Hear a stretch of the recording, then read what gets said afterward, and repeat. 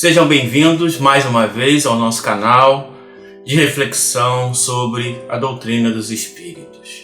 Hoje nós vamos tratar de um tema também interessante relacionado à bibliografia, à historiografia e também ao Espiritismo. E hoje o tema é muito conhecido de todos os cristãos, que é, primeiro, o massacre das criancinhas feitas por Herodes durante o nascimento de Jesus ou antes do nascimento de Jesus e os reis magos. Então, é isso que nós vamos tratar. A história em relação aos reis magos, em relação ao nascimento de Jesus, eles têm uma relação com a cristologia muito grande. A cristologia, como nós já falamos, é o estudo sobre a natureza do Cristo. A cristologia, ela vai se ampliando com o passar das décadas após a morte de Jesus. Então, a ideia que se tinha em relação a Jesus nas primeiras décadas é uma, e nas décadas posteriores já começam a se acrescentar muitas coisas.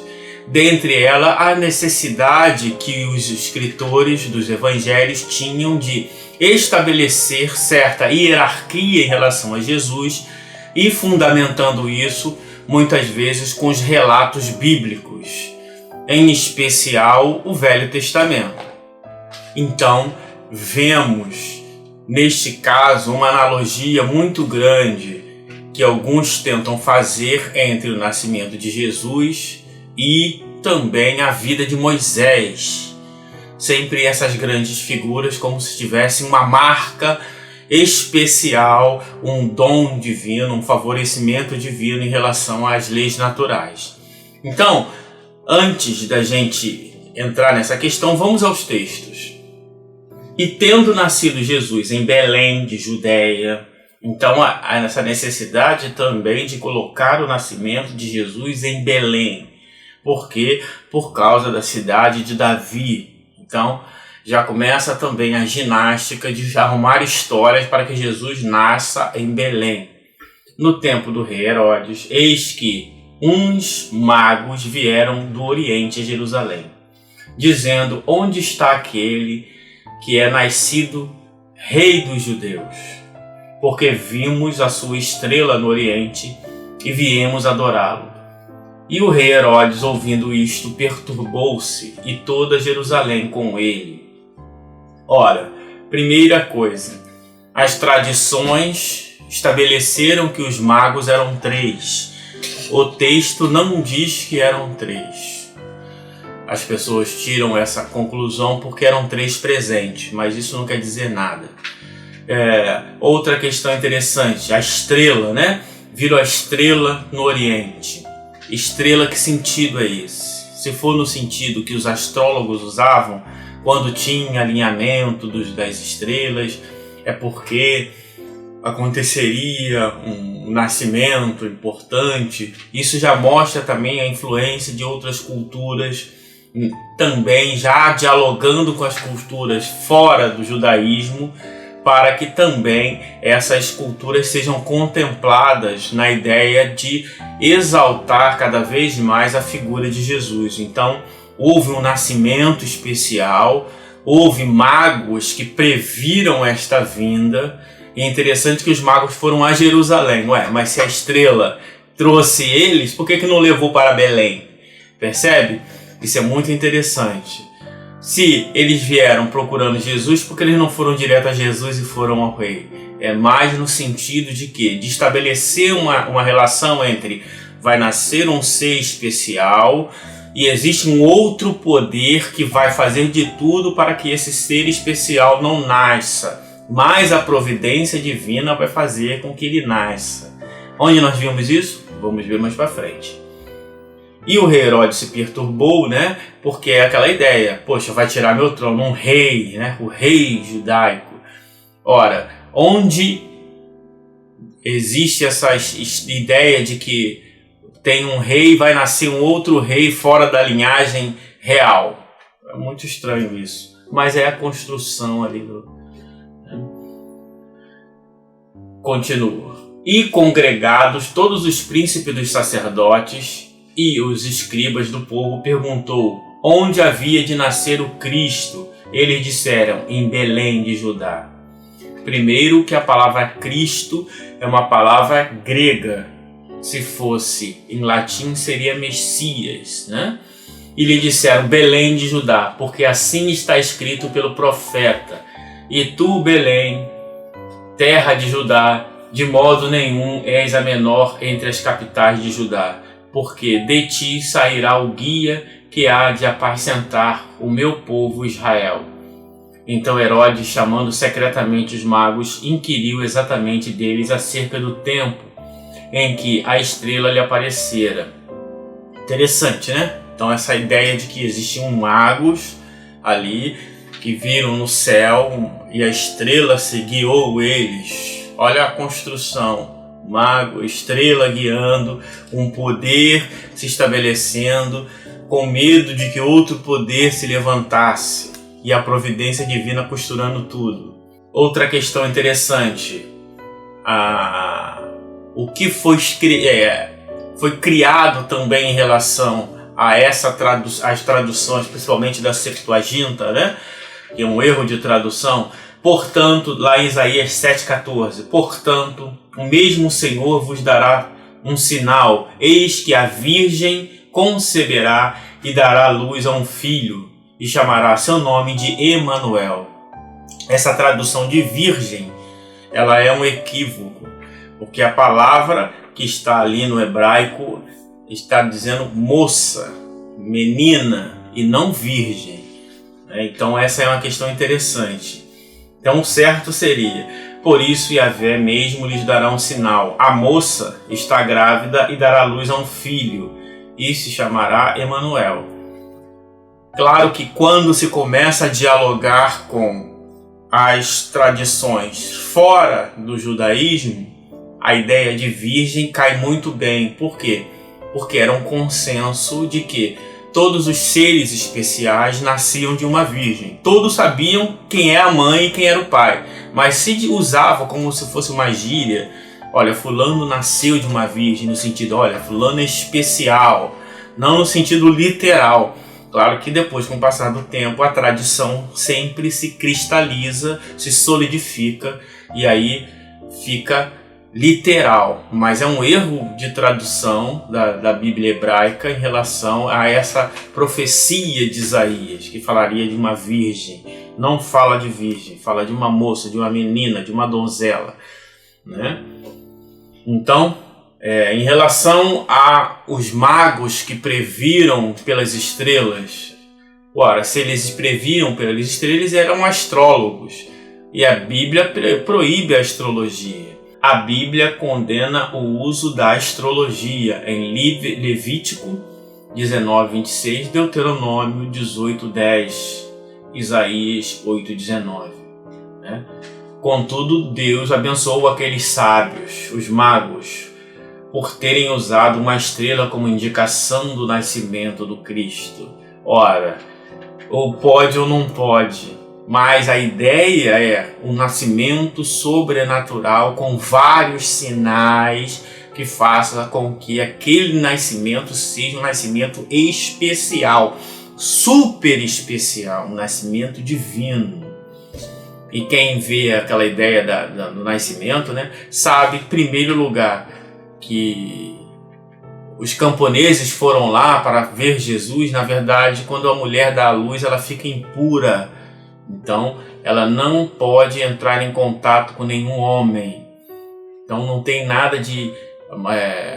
os homens foram lá, os camponeses. Essa é uma ideia que faz sentido para uma comunidade, uma cultura fora do judaísmo, não dentro do judaísmo. Mas então, de onde vem essas analogias que eu falei que tinha analogia com o Velho Testamento? Onde vem? Vem aqui, ó. Êxodo capítulo 1, de 15 a 20. Olha lá. E o rei do Egito falou às parteiras das hebreias, das quais de nome era Sifrá e a outra Puá. Quer dizer, duas parteiras. Então eram milhões de pessoas, tinha 2 parteiras. Olha os furos que tem na história, né? E outra coisa, os escravos passavam 12 horas do dia amassando palha e barro para fazer tijolo. Mas quando eles são libertados, eles têm ouro, eles têm óleo, têm azeite, têm boi, têm carro, têm carroça. São escravos, quase que escravos da classe média, né? Vamos dizer assim. Então, na verdade, isso também é uma construção. Mas vamos voltar ao texto. E disse, quando ajudardes a dar à luz as hebreias e as verdes sobre os assentos, se for filho, matai-o. Olha lá, então olha, os hebreus estão prosperando, que precisamos matar os homens, só os homens. Então, um rei, com medo do crescimento de um grupo, vai matar os homens. Mas se for filha, então viva. As parteiras temeram a Deus e não fizeram o que o rei do Egito lhes dissera. Então, conservavam os meninos com vida. Então o rei do Egito chamou a parteira e disse, por que fizeste isto deixando os meninos com vida? E as parteiras disseram ao faraó, é que as mulheres hebreias não são como as egípcias, porque são vivas e já têm dado à luz antes que a parteira venha a elas. Portanto, Deus fez bem às parteiras e o povo se aumentou e se fortaleceu muito. A ideia de que eles foram crescendo, um poder não queria que eles crescessem, mas eles continuaram crescendo por causa da esperteza dessas 2 parteiras. 2 parteiras que fizeram furaram o controle de natalidade do faraó. Então, mas a ideia de matar os primogênitos vem daí. E o Senhor ia diante dele, de dia como uma nuvem para os guiar pelo caminho e de noite como uma coluna de fogo para os iluminar. A ideia também de que Deus, com uma luz, vai iluminando os reis magos até Jesus, assim como a coluna de fogo iluminou o caminho do povo eleito até a terra sagrada. Então, são analogias que vêm reforçando a ideia de que aquele nascimento especial hoje está se fazendo aqui. Claro que de um ser maior, mas as ideias estão ali. Para que caminhassem de dia e de noite. Nunca tirou diante do povo a coluna da nuvem de dia e a coluna de fogo de noite. Então, é a ideia ainda do sobrenatural, né? E o Espiritismo? Como ele trata desse assunto? O Espiritismo, ele reforça essa ideia de que existiram reis magos, coluna de fogo, nascimento, etc. Não. Em primeiro lugar, do ponto de vista histórico, se tivesse acontecido o massacre das crianças, os escritores contemporâneos relatariam isso. Haveria revoltas, imagina, um rei manda matar as crianças. Olha que coisa louca e uma coisa que seria digna de nota. Flávio Joséfo não fala sobre isso. Filon de Alexandria não fala sobre isso. Nenhum escritor, nenhum relato traz essa informação. Por quê? Porque foi uma criação literária. É uma ideia teológica para reforçar o pensamento e a cristologia. Então, do ponto de vista histórico, não faz sentido nenhum. E também, em relação à estrela guiando, foge às leis naturais, né? Então, por que Deus faria uma coluna para poder levar o povo para lá, o povo para cá, e ficaram 40 anos no deserto? Essas narrativas são construções. Então vamos lá. São Luís falando sobre a festa de Natal, então tem uma relação direta com o que a gente está falando. Como o Espiritismo, os codificadores e Allan Kardec tratam desses assuntos? Tratam como um fato real? Não. Por que não? Porque, sabidamente, é uma alegoria. Ora, de alegoria pode-se tirar ensinos morais. É exatamente como já falamos em nossos vídeos anteriores. O Espiritismo até usa essas passagens, mas como um sentido de alegoria e de extrair uma ideia mais espiritualizada. Por isso que tem lá aquela mensagem, né? O verdadeiro espírito das tradições. Olha o que São Luís fala sobre o Natal, né? E aí ele vem fazendo uma analogia entre o Natal e o nascimento do Espiritismo. Ele usa esses elementos, olha lá. Logo vereis os reis, como os magos, virem eles mesmos pedir a esta doutrina os recursos que não encontram mais nas ideias antigas. Não vos trarão mais o incenso e a mirra, mas se prostrarão de coração diante das ideias novas do Espiritismo.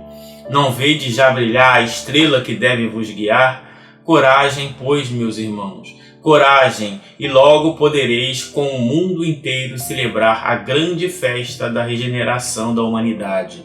Então ele vem trazendo, pegando esses elementos míticos e fazendo analogia com o Espiritismo, né? Que as ideias vão ser como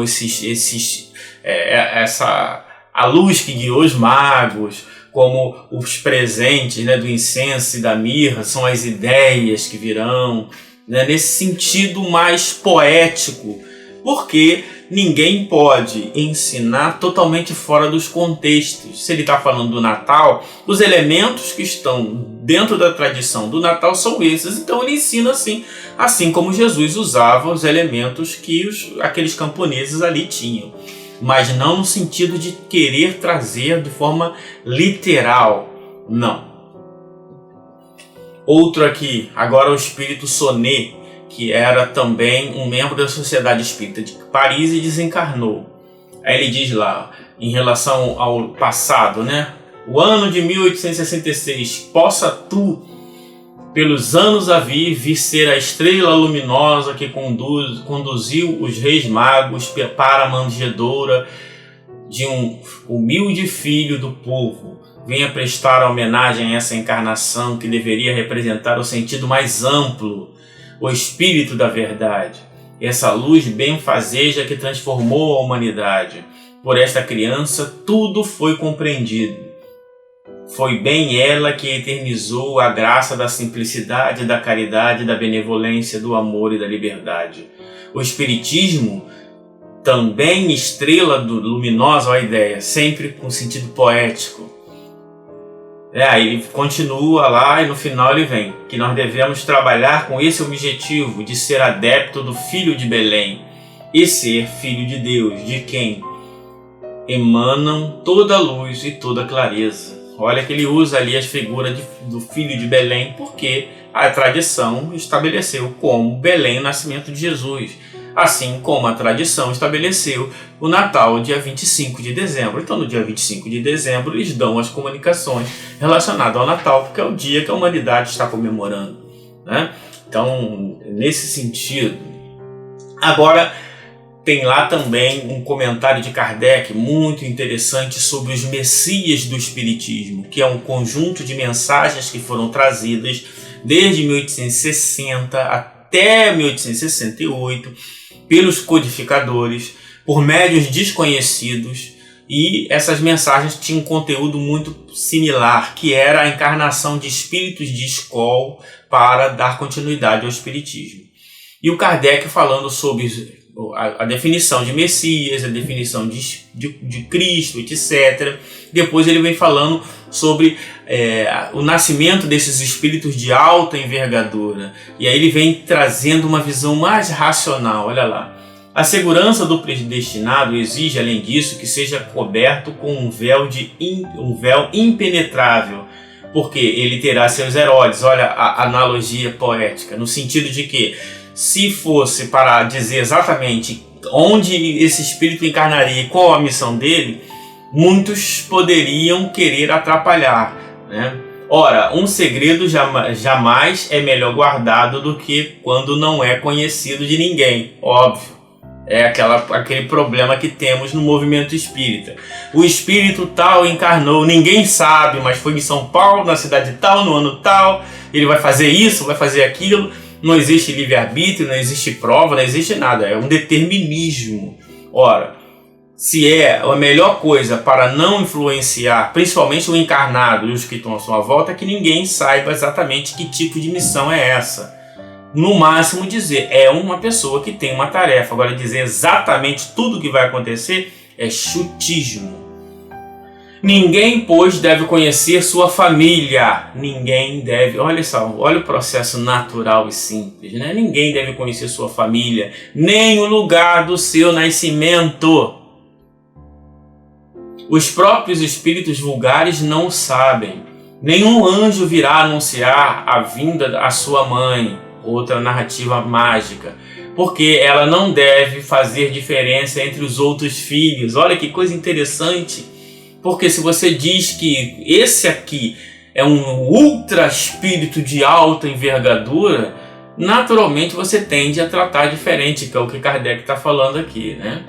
Então, porque sua mãe não deve fazer diferença entre ele e os seus filhos. Os magos não virão adorá-lo ao seu berço e oferecerem ouro e incenso, porque ele não deve ser saudado, senão quando tiver dado suas provas. Então ninguém pode homenagear um espírito de antemão, porque a prova que ele está submetido, a missão que ele está submetido, então vamos saudá-lo depois que ele cumprir a sua missão, e não antes.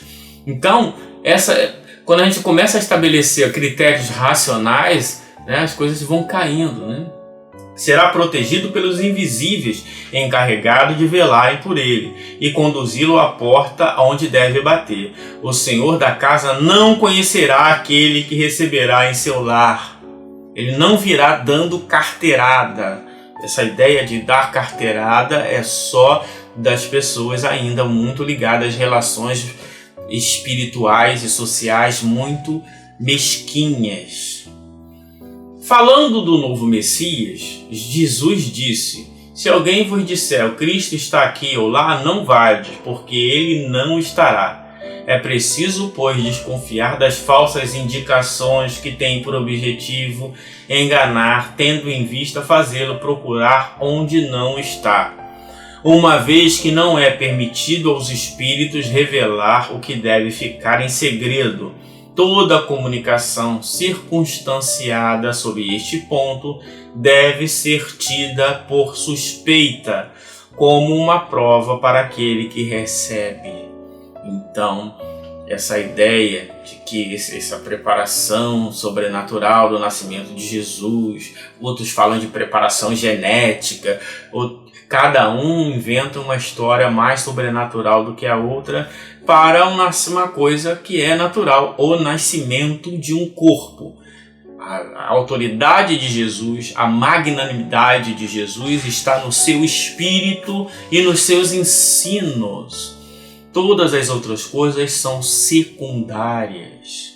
Então, essa ideia de que existiu um massacre das crianças é uma construção. Os reis magos que foram orientados por uma estrela, também uma construção.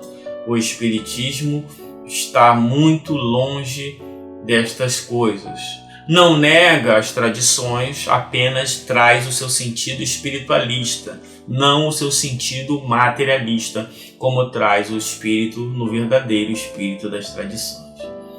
Muito obrigado.